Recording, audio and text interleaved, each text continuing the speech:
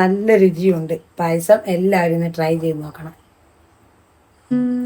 ഇപ്പൊ ചക്ക ഇട്ടിട്ടുണ്ട്. നമുക്ക് ചക്ക കൊണ്ട് ഇരുന്നൊരു പായസം ഉണ്ടാക്കിയാലോ?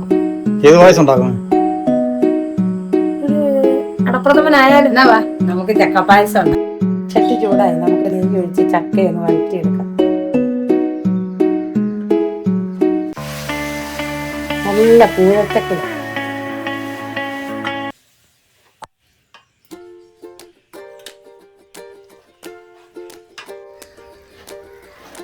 ഇതൊന്ന് ശകലം ഒന്ന് വഴറ്റിയെടുക്കട്ടെ.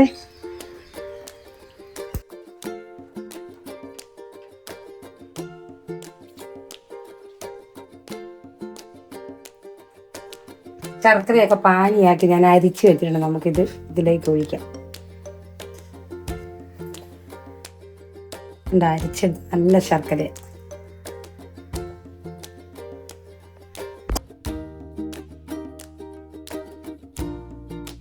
ഈ പാനിക്കകത്ത് കിടന്ന് നന്നായിട്ട് തിളക്കട്ടെ.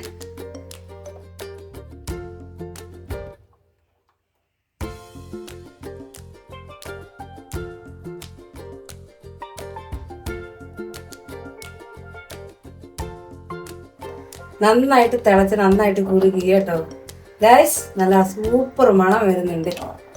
നമുക്കിതിലേക്ക് രണ്ടാം പാൽ ഒഴിക്കാം. പാലെല്ലാം ഞാൻ നേരത്തെ പിഴിഞ്ഞ് വെച്ച് ഈ കുറച്ച് വെച്ചിട്ട് പാൽ ഒഴിക്കാം.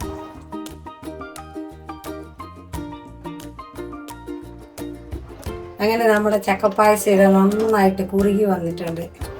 ഇനി നമുക്കിതിലേക്ക് ഒന്നാം പാൽ ചേർക്കാം. നമ്മൾ മാറ്റി വെച്ചിട്ടുണ്ടായിരുന്നു.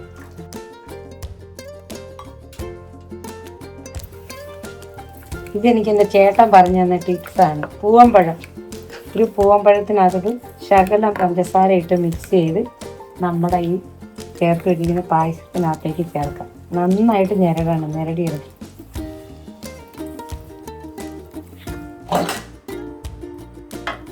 നമുക്കിത് ഈ പായസത്തിനകത്തേക്ക് ചേർക്കാം.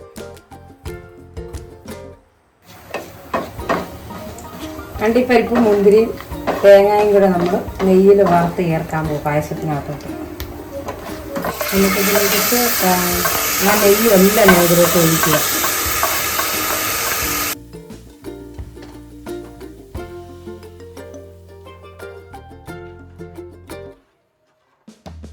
ഇതിനകത്ത് ഏലക്കയും ജീരകവും ചുക്കും കൂടെ പൊടിച്ച് നമുക്കിതും കൂടെ ചേർത്ത് കൊടുക്കാം.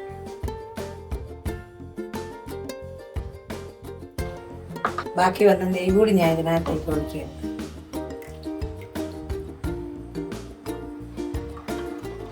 നന്നായിട്ട് മിക്സ് ചെയ്തേ. ഇതിന് ഞാനൊന്ന് ടേസ്റ്റ് ചെയ്ത് നോക്കിയിട്ട് പറയാം എങ്ങനെയുണ്ടെന്ന്. ഗൈസ് പറയാതെ വയ്യ, അടിപൊളി പായസം, നല്ല ടേസ്റ്റ് ഉണ്ട്. ഇത് വെറുതെ വീഡിയോ എടുക്കാൻ വേണ്ടി ഞാൻ പറഞ്ഞതല്ല, നല്ല രുചിയുണ്ട് പായസം. എല്ലാവരും ഒന്ന് ട്രൈ ചെയ്ത് നോക്കണം.